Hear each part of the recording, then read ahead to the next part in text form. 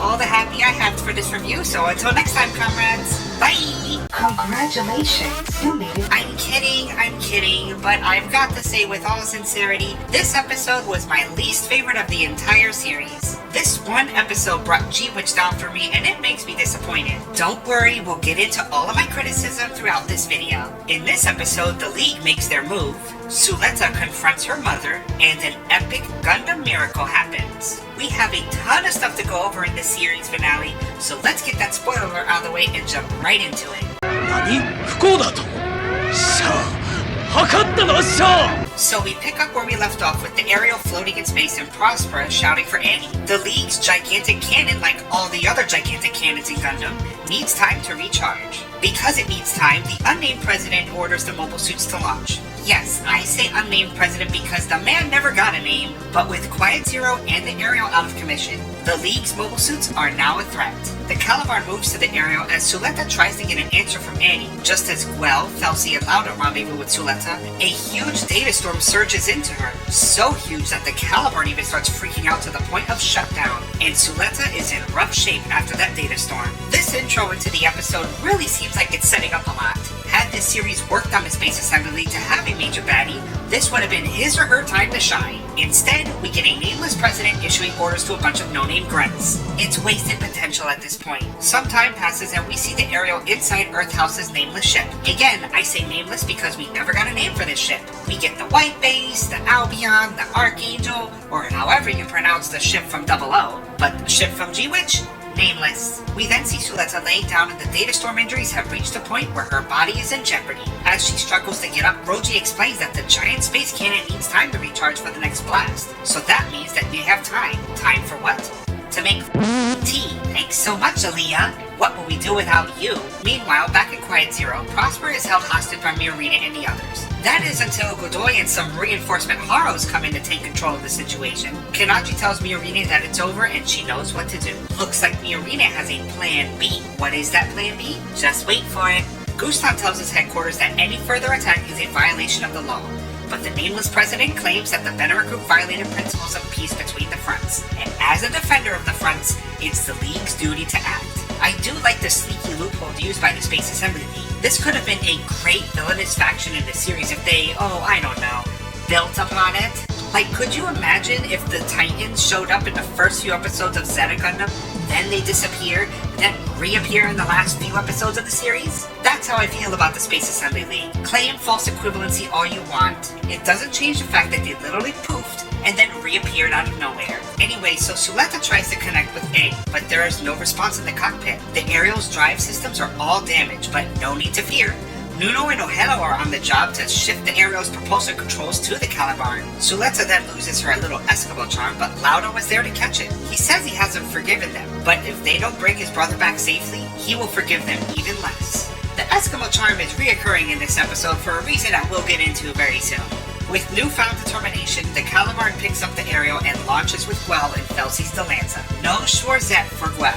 There's a reason for it which happens later on. The Space Assembly League's massive legion of mobile suits was approaching. Guel then gets a communication from Jaturk mobile suits behind him. If you were expecting a huge mobile suit battle, you'll be sorely disappointed. The captain never had orders to engage despite the president saying launch the mobile suits. The nameless captain wants no part of that giant space cannon's line of fire. All of that build up for the Schwarzette for one single duel, and it wasn't even Guel inside. And all of those mobile suits being launched for a show of force as the cannon is recharging? At least in Seed we had Zaft and Earth Alliance forces fighting each other while the cannon charged. Instead, we have the Calabar, which is a Gundam, the most frightening thing in the series, just flying by with zero conflict. At least do the Kira thing where he just disables the mobile suits, anything, something.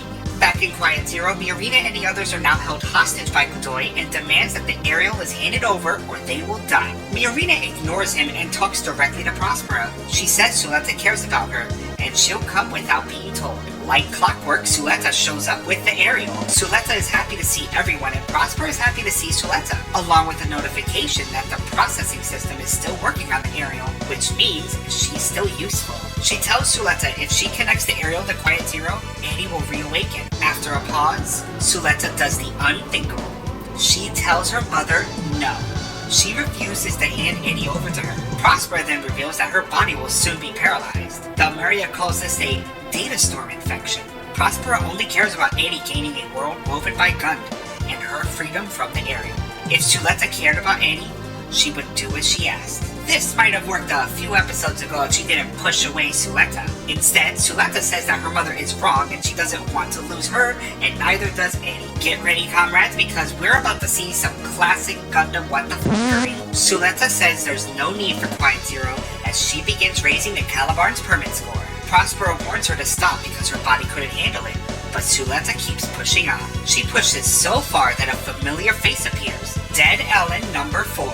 We finally get our heartfelt moment between the two. So the Organoid archive of enhanced humans ends up in the data storm space similar to Eddie. If you're lost on this, don't worry. Think of it as the whole new type space that new types and dead new types communicate in. So like when Lala and Amuro spoke to each other, or when we see Char and Lala with full frontal. Suletta apologizes to Ellen for what happened, but he regrets nothing. Instead, he apologizes for missing their date. With a tearful smile, she accepts his apology, and he extends his hand out to her. As they touch tips, another data storm pulses and the Calibarn flies out of Quiet Zero. The two Gundams face one another as Suletta has now broken through the data storm space where she can now see the dead. She calls out to Eddie as the aerial activates. The gunbits all swirl around, one of those clone Eddies even calling Suletta silly. She chose for herself to go inside the data storm. Suletta says that she's a greedy person, and there's so much more that she wants to do with Mom and all of them. A smile comes across Eddie's face and the gunbits attach to the Calibarn. An epic moment that turns the Calibarn's glow to rainbow.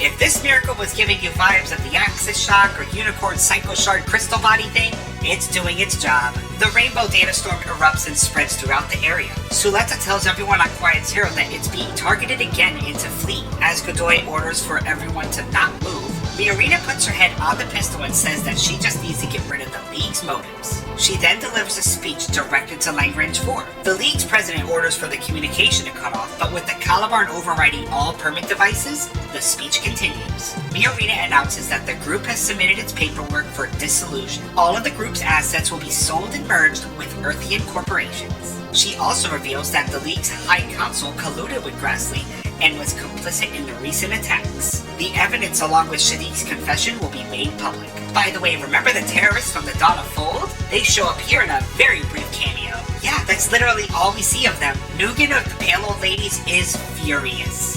The group that she was about to inherit has just been dissolved. And to make matters worse, Real Ellen submits his resignation and walks out. It's pretty funny what the resignation says. Thanks for everything. I'm sick of you all. I'm quitting Pale. Best wishes. The usually smug old ladies are left speechless. See, this is what irritates me. We get shoved a whole bunch of stuff in the span of a couple of minutes. First, the Dawn of Fold, a group of terrorists that just so happen to have a cameo and nothing is explained. Where have they been? What have they been doing? Nothing. Then we get Ellen and the old ladies. Is it satisfying to see the old ladies get screwed over? Yes. Would it have been even more satisfying to see them pay for their misdeeds? Even more, yes. Real Ellen has been a shadow throughout the series, and him just randomly quitting because the going gets tough just seems like a rushed way to end things. He was complicit in all of Pale's unethical practices. Will he and the old lady see justice? Probably not, as this is the last episode of the series. We'll catch up with Ellen and the old ladies a little later on, but boy oh boy, comrades, this is not the way. The League seems to be in a checkmate, but the nameless president says this isn't over yet. He still has half an episode and a giant space cannon. Suletta refuses to run and will stop the League's weapon. Remember that what the Mercury and Gundam thing I said earlier? Well, here it comes. So the Calibarn activates another data storm that pulses and activates the Swarzette and the Ferret. The two Gundams fly out of the ship to meet the Calibarn and the Ariel. The rainbow glow envelops all of the Gundams as they begin circling around like a bunch of witches summoning a spell. Then a miracle happens as a huge data storm pulses and spreads out, hitting Quiet Zero and the space cannon. That single pulse shuts down the cannon. Suletta did the impossible and exceeded permit score 8. Ellen catches a glimpse of Sophie and Norea in space. Obviously their souls are living among the data storm. Prospero, witnessing this miracle, is in shock. Then her dead husband, including her colleagues, show up. They tell her that it's over and she's made everyone proud. But it's too early for her to join them in the data storm, so they encourage her to go home. Prospera could never forgive herself. She lost everyone. Suletta then shows up and says despite her mother's decision, even if everyone thinks it's wrong, she supports it. What the f? So nearly starting a civil war in space is just something to overlook just because she was willing to wipe out humanity so her daughter could have freedom on Earth? Maybe I'm wrong on this, maybe I'm overthinking it, but what the actual f? Prospera then turns to a familiar voice, Annie. As she turns, her mask crumbles, obviously signaling that this is the end of Prospera and the return of her being Elnora. Annie wants to stay with her and Suletta from now on. Elnora breaks down in tears as she hugs her daughter. As that happens, Quiet Zero begins to disappear. The data storm was so powerful, the permit within the structure is breaking apart in a particle level. Not only that, the Gundams are also disappearing. The Swarzette, the Ferret, the Ariel, and eventually, the Caliban. So this was the big climactic finality of the supposed final battle. As visually appealing that the scene was, it lacked any kind of danger for anyone involved. Yes, I'm complaining that there wasn't enough death in a final battle. Sue me for expecting death in a Gundam series. The battle was sold to us as this huge unbeatable fighting force of the Space Assignment League going against the Venerit group. Instead, we get a bunch of bright lights and no one of importance died. Call me negative, but every Gundam series that I've watched from Mobile Suit Gundam all the way to IBO has a big battle at the end. In terms of final battles, this was a huge letdown. We then see Suletta floating in space next to the Eskimo charm, which gives off a faint glow. The Demi-Bardi makes its way to Suletta and holds Miorita in its hand. Very reminiscent of how these two met in the first episode. Yes, things come full circle. It's a nice touch. But the eerie silence makes you think Suletta may be dead after that gigantic data storm. But after a few moments, Suletta awakens and Yuri fans put down their pitchforks and breathe a sigh of relief. We then get a surprising 3-year time skip, which catches up with mostly everyone involved. Nika was released from prison and is picked up by her former Earth House roommates. She has been certified as a mechanic and is now attending school. Choo-Choo now works as a mobile worker, much like her friends and family who were never mentioned again after episode 4. She works with Roji, albeit never letting go of that Spacian hate. So much for Roji and crushing over Nika. Guess that was bait as well. LN5 continues to follow Norea's sketchbook, trying to find the places that she sketched. But without a location on each page, this is a harder task than he thought. Shadiq is in custody and not only is paying for his crimes in playing Kenta, but also assumed responsibility for Quiet Zero. Miorita will be leaving for Quinn Harbor to try and mend the broken relationship between Aspacians and Earthians. Lauda and Petra speak to Guel on the phone. They're back together and Petra has gun prosthetics. She will be the tester for Gundam and Lauda will remain by her side. Real Ellen is with Guel trying to sell him a new business plan. He mentions that he helped keep the school open and gave jobs to the Jaturk employees. Just as he was about to propose this plan, Cecilia interrupts saying that she was the one who drew it up. An expensive endeavor, but this new burden now falls on the new president of Jaturk, Guel. So nothing then. Real Ellen gets away with being a smarmy, complicit douchebag. Go ahead, someone, anyone, defend this guy who got less than 10 minutes of screen time. The Shadiq harem are set free and return to Earth. They meet up with Miorita to help mediate the unrest in Quinn Harbor. Sabina is less optimistic about the future. She claims the assets that were sold off to Earth will be scooped up by space again, and wonders if this was the right move. As she says this, we get a look at Belmeria and Gustan paying respects to the dead. A press conference involving Delling, Sarius, and other members of the Venerit group. And the old ladies of Pale, now in disguise and most likely exiled. Even Seto gets a happy ending and is seen gleefully participating in school. But the ending that everyone is wanting to know about is Suletta and Miorine. Did Sulemio happen? Are they married? The answer is yes. Elnora is now wheelchair-bound, and Suletta plays with children in an open field. It seems Suletta has aspirations to not only create a school on Mercury, but on Earth as well. She's recovered well from the data storm and says that her mother likes it on Earth. The Eskimo speaks and says what's so great about living in the countryside, and Miorine questions how the voice in the Eskimo even exists. Turns out, Eddie was transferred into the Eskimo. Personally, I think there's gonna be some stupid thing where Eddie is backed up into a thumb drive. See? I called it! She was backed up into the Eskimo thanks to Suletta and her miracle. Then it was time to go home. The couple holds hands, stands up with the setting sun across the horizon. The end. That's it?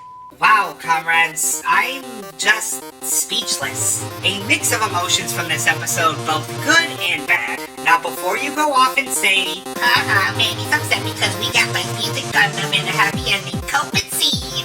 No, I don't mind the happy ending. It's a nice little bow on top with a few exceptions. My problem is the journey that it took to get us here. Season 1 was great, but my worries for Season 2 were valid. I said it in the last video, and I'll say it again. This ending was rushed. It was not well thought of, and it was very lacking. This series could have really benefited with more episodes. The people who deserved any sort of punishment got away. Real Ellen gets away with it. He wasn't under some leash, he was a poster child for Pale. He was in no way threatened by the old ladies. Speaking of the old hags, they just end up disguised and in a retirement home. That's not a punishment, that's a resort.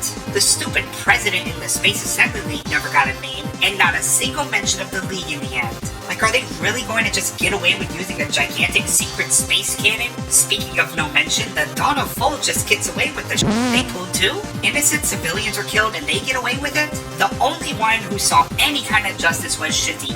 So much for the Shrek Team theory of Shadiq's harem squad. They all lived. For a Gundam series, this show did not have as much depth and high stakes as I thought. It's a shame because this series was really going great until the last few episodes. They literally ran out of bad guys in the end, so Suletta had no real rival, and the end result is just a rushed mess. But hey, congratulations Yuri fans! You have your lesbians in Gundam. You also have a series that had huge potential and then fell off. I'm going to say something a little controversial here, but I now have slightly more appreciation for Seed. Whoa. Yep, I said it. With all of Seed's flaws and goofy antics, at least Seed gave us a final battle with an antagonist that fought the protagonist. But we can't judge for what we wish it was, we can only judge for what we got. So overall, I'm going to give this series a B-. It's a very enjoyable ride, the music is amazing, the mobile suit designs are fantastic, the characters are nice, but the execution in the final episodes was rushed and it really brought the series down for me. Anywho, comrades, that's the video. Please let me know what you think down below. I'm really curious to read what your thoughts are on this series. Did you enjoy it? Was it the worst Gundam series you ever saw? Or was it the greatest Gundam series you ever watched? For those hoping for a Season 3, I'm pretty sure this just wraps everything up. But will we get another series involving the Ed Stella universe? I can definitely see that happening. Let's just hope it doesn't go the IBO route of having a region-locked mobile game as its sequel. So no new episode to look forward to, but I really want to thank you all for watching my ups and downs with this series. I'll be sure to put it on a neat little playlist so you can watch them back to back. If you want me to do similar reviews like this, please feel free to let me know. I really enjoyed sharing my opinion on G-Witch, and I hope you enjoyed it as well. It's never goodbye, comrades, so until next time, bye! Congratulations, you made it to the end. The cringe is over, unless you want more. Do it. Click those videos in the box. Do it. Do it.